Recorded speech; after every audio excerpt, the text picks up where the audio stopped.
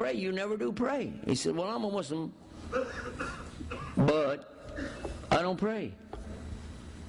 Ugh. How? When Rasulullah said, Laysa minha, he's not from us who leaves salah. And what about Ramadan? Here we are, we're in the month of Ramadan, and you're telling me you're a Muslim and you don't fast? What you doing sitting there drinking that bibzi? He said, I'm a Muslim, but I don't fast. What about zakah? Do you pay your zakah, brother? Allah knows my heart. I love Allah. But Rasulullah ordered us, we have to pay the zakah. But I don't, Allah knows my heart. Allah says, Kul in kuntum tuhibun Allah fatabiyuni yubbikum Allah wa yaghfir lakum dhunubakum wallahu ghafurur rahim.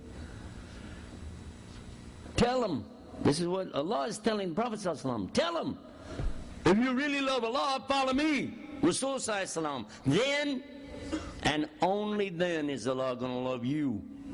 So this answers immediately the question, well, what about these people who are Christians and Jews and they do some good deeds and blah, blah. Do they follow Rasulullah? But they love Allah. Do they follow Rasulullah?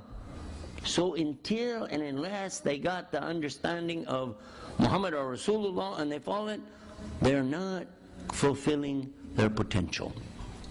That's the bottom line. And you ask them, what about Hajj? Do you make Hajj? Did you do Umrah? Did you do anything? Did you put on the 2 towels and go down?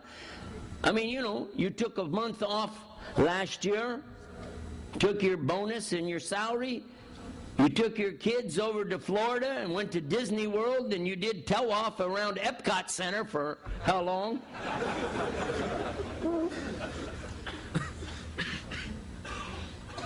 But you didn't make Hajj. He said, brother, I'm a Muslim, but... Oh, we get it. You're a Muslim, but...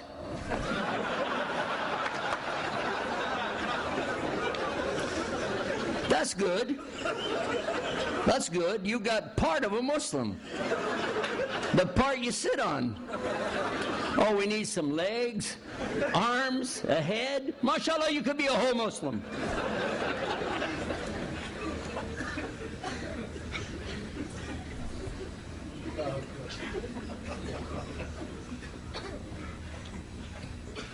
At the same time that I'm picking on the Muslims, I want to be careful that I don't do that in front of the new or the non-Muslims. Why? One of our brothers in Islam, a beautiful brother, we love him very much, Yusuf Islam, used to be Cat Stevens. And he read about Islam while he was in the hospital. He read the Quran. He made nadr with Allah. He was drowning actually out in the California ocean, out in the Pacific. He said, if you get me back, I will worship you on your terms. And that's when Allah guided him to Islam. Because Allah got him back safely, he didn't drown. He told the story himself. But he said it was some years, really, before he ever met any Muslims. And his statement was, had I met Muslims first, wallahi, I wouldn't be a Muslim. This means he had bad experience with some Muslims. And while it's true, I will tell Muslims, new Muslims, brand new Muslim, and people looking at Islam, if you get in Islam, Allah is going to give you a big test. Allah says in Surah Ankabut, do they think they'll be left alone on entering Islam and they won't be put into fitna?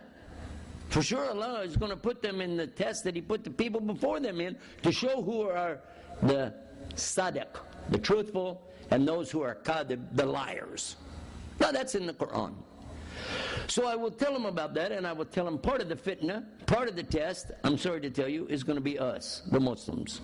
Because, don't look at Muslims to see what's Islam. I will tell them that. But I'm not going to insult all the Muslims by making a statement like that. Because it's not true. The majority of all the Muslims are actually good. That's the truth. Just as in the case of Americans. There are some bad Americans. That's true.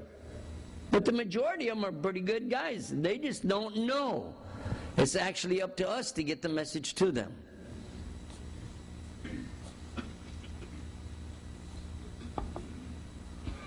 But we haven't done our job. We've got a lot of good Muslims out there. A lot of good Muslims. Some of them are also a little bit ignorant about Islam. But again, that's not cause for me to try to pass judgment on them. It's cause for me to do what? Work harder to get the message out. And by the way, this is to the youth. Listen to me. Don't try to convert the old people to your understanding of Islam. Don't do that. It's not going to work. They're going to get mad at you, and you're going to be in trouble. Just take it easy. You want them to learn something, show them with your good actions. Bribe them with your kindness. Let them ask you, and when you start answering, stop if they lose interest. But otherwise, you're never going to get anything with them. I promise you. You're not going to go anywhere with it. It's the youth. I know you know everything there is to know about everything, but just, take it easy until you get a little bit of silver. I don't call this gray, by the way. It's not worth much. Silver's worth a lot, so, but take it easy, guys. And our youth, a lot of you are gung-ho. You want to just change the whole world, and I'm proud of you for the energy, but direct that in the right way. Be careful with it, and don't be too quick to shoot off the gun of takfir, because this is very dangerous, and I think you know what I'm talking about. I'm saying this because we're trying to give dawah now to non-Muslims, and you get into these things like this, and you're going to hurt your dawah right away. If you start talking about different groups, you're going to lose the person. If they ask you, I get this question all the time, which kind of Muslim are you? Oh, I get that all the time from non-Muslims. Are you one of them Shiites? Or are you one of them Sufis?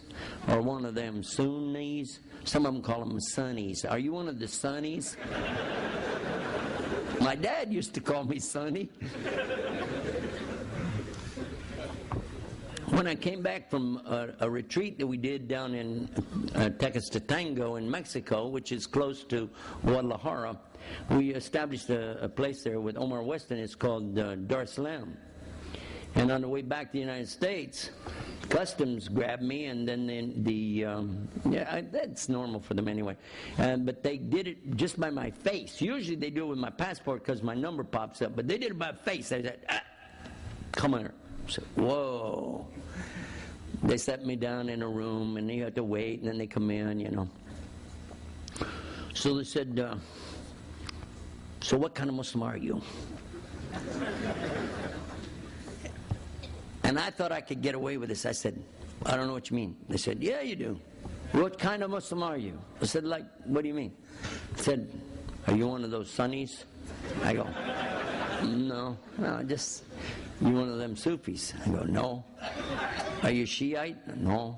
Qadiani, Aga Khani? They got the book in front of me. It's going 5% Rastafarian, Hebrewish Muslim.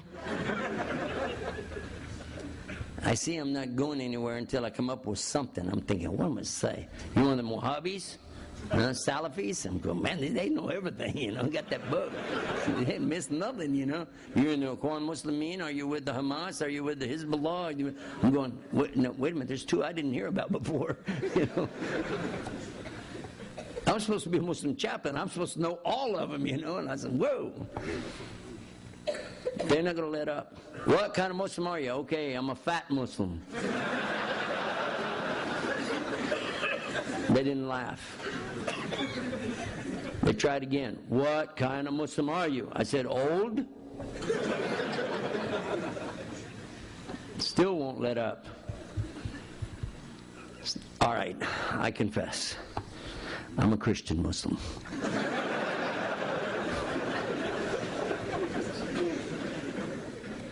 I said, what's that? I said, well, I used to be a Christian. I became a Muslim. Oh, okay. They wrote something down. You can go.